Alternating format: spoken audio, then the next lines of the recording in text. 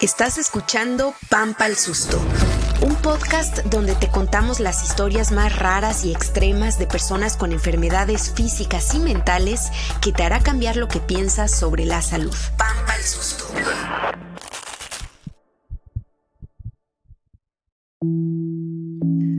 Hola, soy Aleida Rueda y esto es Pampa al Susto.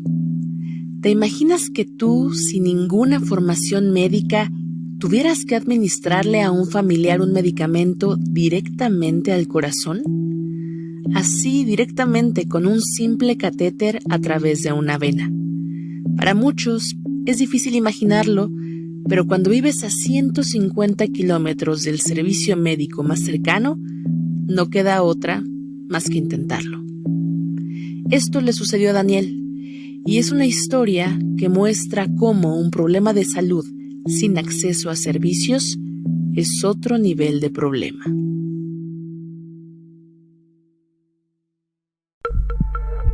Lo que quieres es proporcionar una buena calidad de muerte. Y bueno, cerramos el día en que ninguno de los médicos quería. Una buena calidad de muerte. Digo, ¿qué puede pasar? Que me equivoque, sí, pero más vale arriesgarme a que esté así mi mamá, ¿no? Uh-huh. Y bueno, le digo que sí. Una buena calidad de muerte.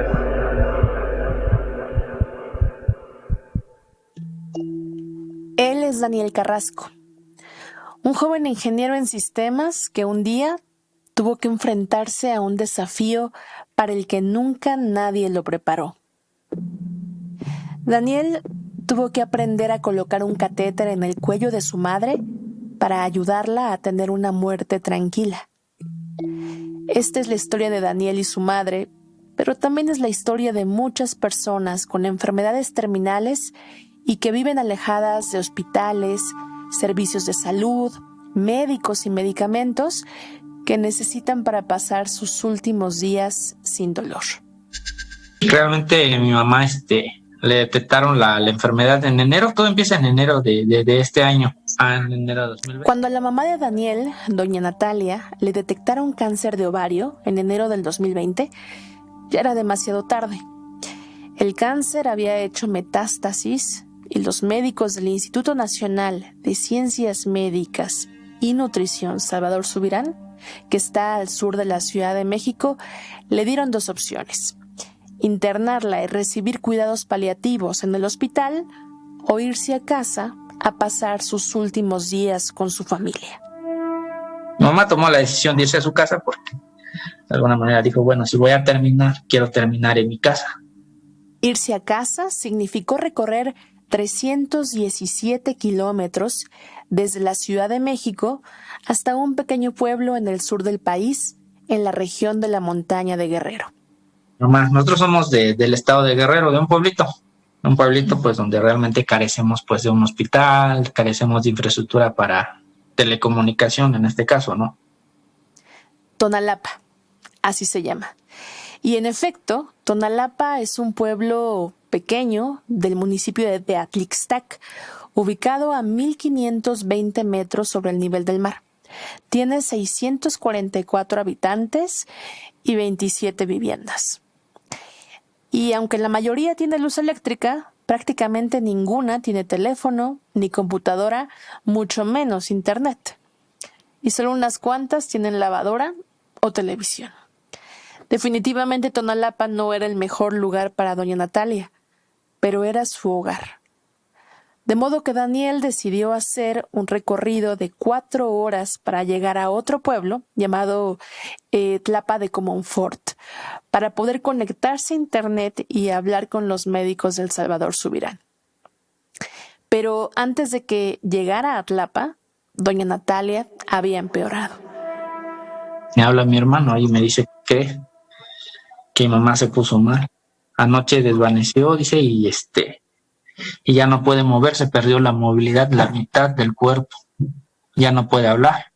Y nosotros creemos que ya está llegando pues el final de todo esto.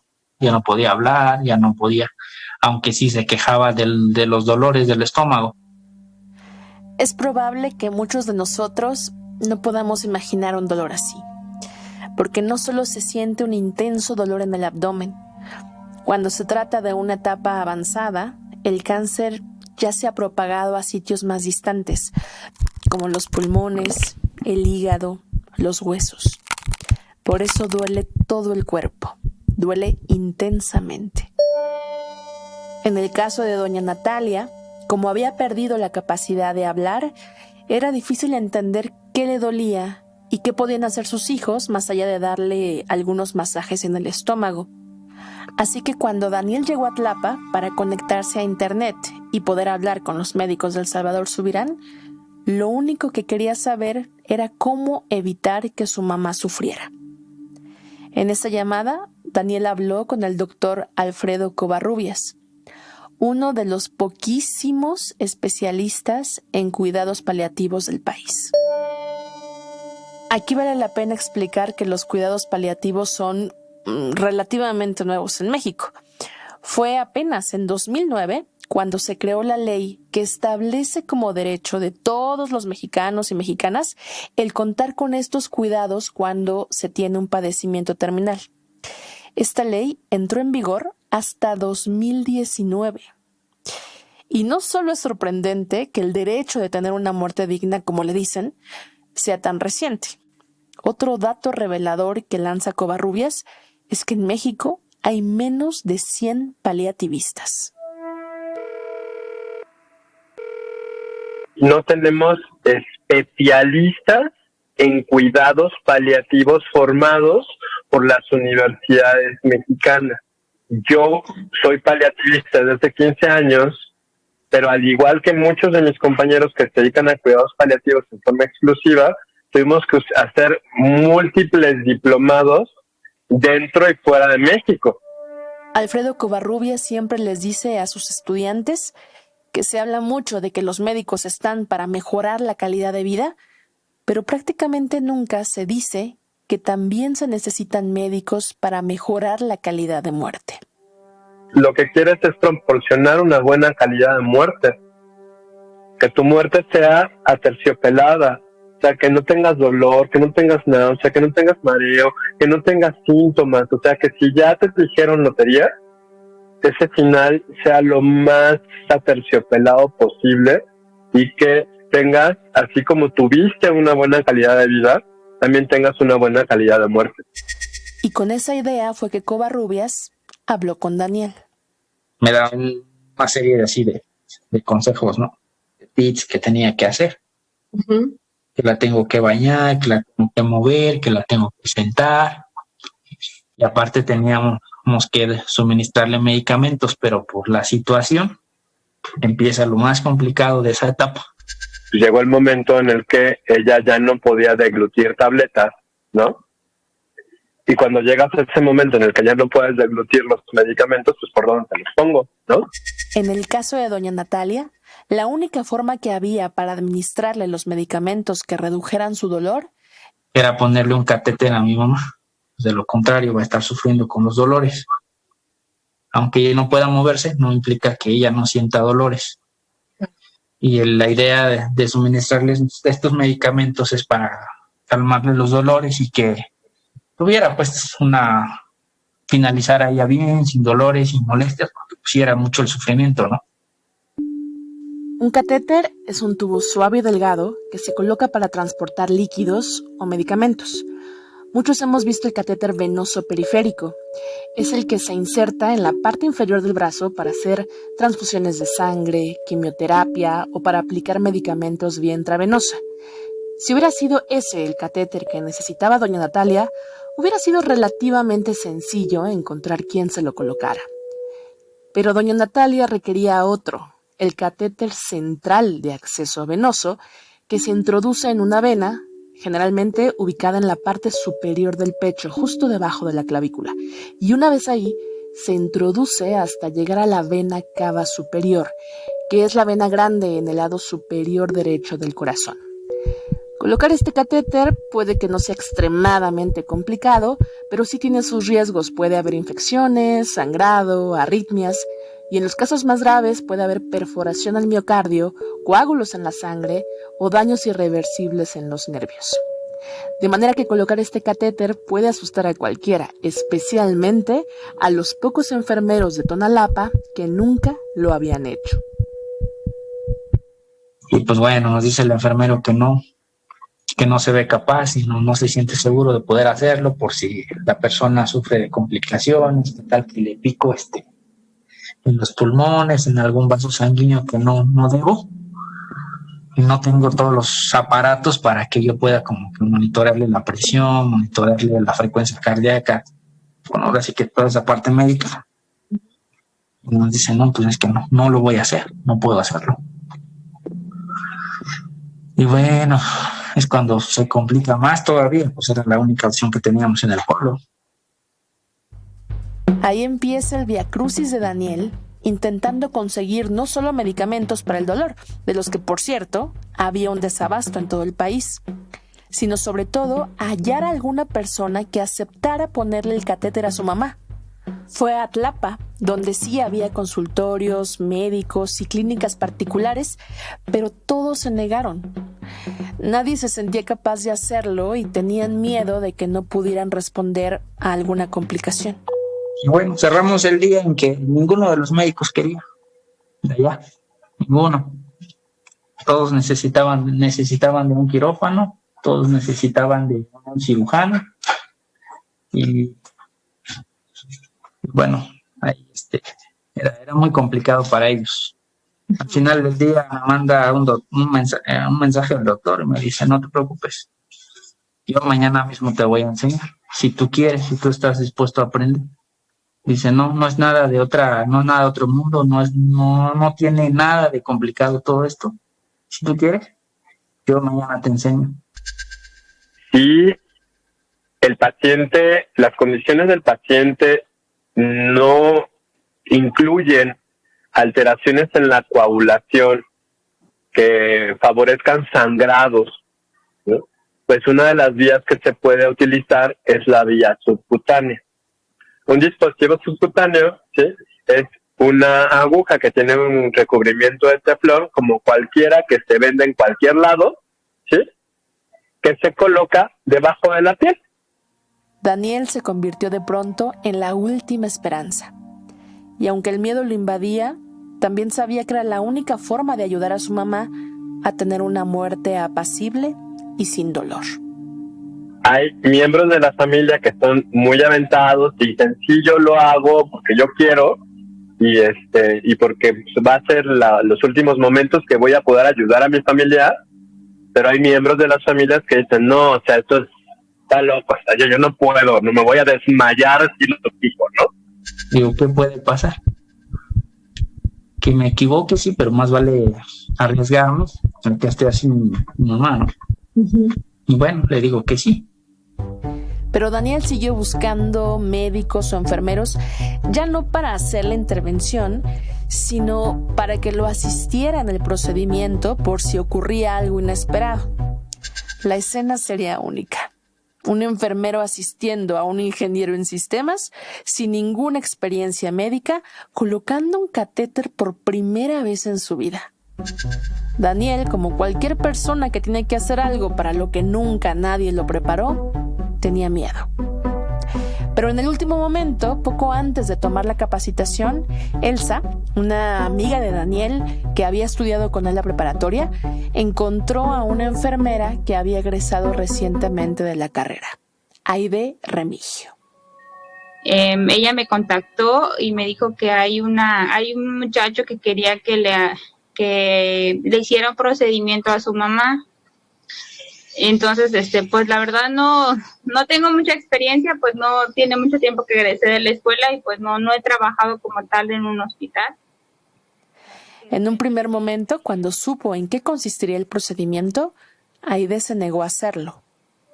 Le dije pues que no lo había hecho y que no me atrevería a hacerlo, sobre todo pues cuando estás en una comunidad te enfrentas a la ideología de las personas, ¿no? Sobre todo eso, si haces algo mal o no salen las cosas como tienen que ser, entonces hay problemas, ¿no? Y el miedo también de los familiares, ¿no? Pero pues Daniel, que es el hijo de la paciente, me dijo pues que recibiría yo una capacitación por Zoom, por parte del doctor Alfredo Covarrubias. Eso le dio confianza. Así que a pesar del miedo y la falta de experiencia, Aide aceptó tomar la capacitación con Daniel. Y me dice que ella puede aprender contigo. Le da miedo, pero si el doctor la va a capacitar, le va a decir cómo, ella lo hace. Y yo, pues ok, los dos aprendemos. Así que los tres, Daniel, Elsa y Aide, se reunieron para tomar la capacitación por parte de Covarrubias para aprender a poner un catéter. El mayor de los riesgos era que no aprendieran nada o que por la inseguridad decidieran ya no intentarlo, pero había otros retos. Una, que no se fuera la luz ahí, porque pasa mucho que los pueblos se va la luz. Dos, que el internet fuera soportar la videoconferencia. Como es muy limitado el internet, a veces pues no es posible hacer este tipo de videoconferencias, ¿no? El internet y la luz funcionaron aceptablemente bien, así que Covarrubias les explicó en menos de 2 horas cómo hacer la intervención paso por paso. Me atreví, recibí la capacitación. Al principio sí me dio miedito, yo estaba ahí de incógnito, pensé que nadie me estaba escuchando, pero sí, estaba ahí viendo la capacitación. Nos mostró todo el ejemplo el doctor Covarrubias y sinceramente pues sí, él lo hizo ver muy fácil, él lo hizo ver muy simple y pues nos dio esta confianza, ¿no? Yo creo que porque después él amablemente, pues ahora sí que nos dijo, perdónenme, pero me tengo que quitar la playera para mostrarles yo mi pecho y decirles en dónde. Cómo tienen que saber en dónde, cómo tienen que identificar el músculo, la parte donde le van a colocar. Y bueno, nos hace toda una muestra ahí, nos dice cómo, ahora sí que paso a paso, qué podíamos esperar, qué no. Y cuando vimos el procedimiento, pues realmente era algo muy sencillo, ¿no? Para alguien de medicina. Uh-huh. Ajá, aún no siendo de medicina, aún sí se veía, no se veía tan complejo como nos habían dicho, que necesitaban de un quirófano, de un especialista, no. Básicamente era agarrar, identificas como que el músculo del pecho, se levanta un poquito, se inserta una aguja, se deja ahí y ya se suministran los medicamentos. Yo creo que todo su equipo de trabajo te tratan tan bien y te hacen sentir esa confianza en ti que pues dije, no, pues sí, lo voy a hacer. Y ya me ayudaron, me dijeron que no tuviera miedo, que me dijeron las posibles consecuencias o efectos secundarios que podía tener. Entonces, y pues sobre todo también porque terminaron la capacitación y ese mismo día se trasladaron a Tonalapa para que Aide, quien ya estaba convencida de que ella sí podía hacerlo, le pusiera el catéter a doña Natalia, para quien cada minuto significaba un calvario. Cuando llegamos, mi mamá se estaba quejando, hacía señas como que quería algo. Ya no podía hablar, se tocaba el abdomen, se tocaba el pecho, movía los dedos, uh-huh. Se rascaba así en el cuello. No estaba tranquila, pues estaba muy inquieta. La encontré un poco así como sufriendo todavía sobre el dolor, entonces pues decidimos apurarnos y hacerle el procedimiento. En unos minutos, Aide hizo el procedimiento. Lo hizo como en 15 minutos. Con miedo y todo, como en 15 minutos quedó el procedimiento. Le puso el catéter, le puso el medicamento, le suministró suero y se quedó 1 hora más a vigilar a mi mamá. Y finalmente sentí pues yo un gran alivio, ¿no? Finalmente mi mamá está con el medicamento. 10 minutos después del procedimiento, del medicamento, mi mamá se quedó tranquilita. Ya, realmente con nosotros como familia sentimos que por fin habíamos logrado poder quitarle el dolor o las molestias que ella estaba presentando. Doña Natalia pudo descansar y después de 3 días falleció, tranquila, sin dolor. Ahora, a la distancia, Daniel reflexiona sobre lo que significa querer paliar el dolor de una persona que quieres y darte cuenta que no tienes los medios para lograrlo. Es complicadísimo. Estando aquí, pues en la ciudad, no es complicado, ¿no? Porque te dan el nombre, vas a la farmacia, lo pides así, uh-huh. Te la dan. pero pues en un pueblo, en un lugar donde pues no venden medicamentos para empezar de alta de especialidades. Entonces hasta para el nombre del medicamento era complejo. Doña Natalia es una de las muchas personas con enfermedades terminales que además de la muerte deben enfrentar la falta de acceso a medicamentos, clínicas de salud, información y médicos especialistas en cuidados paliativos. Pues mire, aquí, como le digo, en la región de la montaña hay mucha gente que muere con mucho dolor, muere sin tomar medicamentos, sin ser tratados. Por lo mismo, pues que no hay un hospital cercano, no hay o no hay la posibilidad económica de llevarlos a uno. Sí, no le digo, o simplemente los familiares no dejan que toques a sus familiares por el mismo desconocimiento de qué le vas a aplicar, qué le vas a hacer. Entonces, todo eso influye a que el paciente pues no tenga una muerte digna o simplemente mueren con mucho dolor, pues. En teoría, todos los mexicanos deberíamos tener el derecho asegurado de morir sin dolor, sin importar quiénes somos ni dónde vivimos. Pero no es así. Las carencias del sistema de salud hacen que la ciencia y la infraestructura que permiten darnos una muerte sin dolor se concentren únicamente en ciertos lugares y se deje sin esa atención y sin ese derecho a las personas que viven alejadas de los puntos de privilegio. Pero frente a las carencias en los sistemas de salud, relucen otras cosas, otras fortalezas, otras personas que hacen que aún en las condiciones menos privilegiadas haya formas de morir con el enorme privilegio de hacerlo sin sufrir. Ahora sí que pues gracias a la tecnología, a la disposición del doctor, de todo el equipo, fue como pudimos de alguna manera darle una muerte digna a mi mamá y evitáramos que sufriera tanto.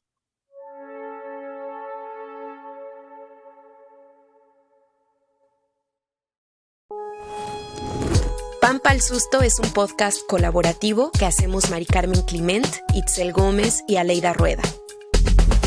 Carlos Antonio Sánchez se encarga de la producción y diseño de audio. El diseño gráfico lo hicieron Alonso Monroy y Luis Novoa. Escucha Pampa al Susto en tu plataforma de podcast favorita y síguenos en Twitter e Instagram. Gracias por escucharnos.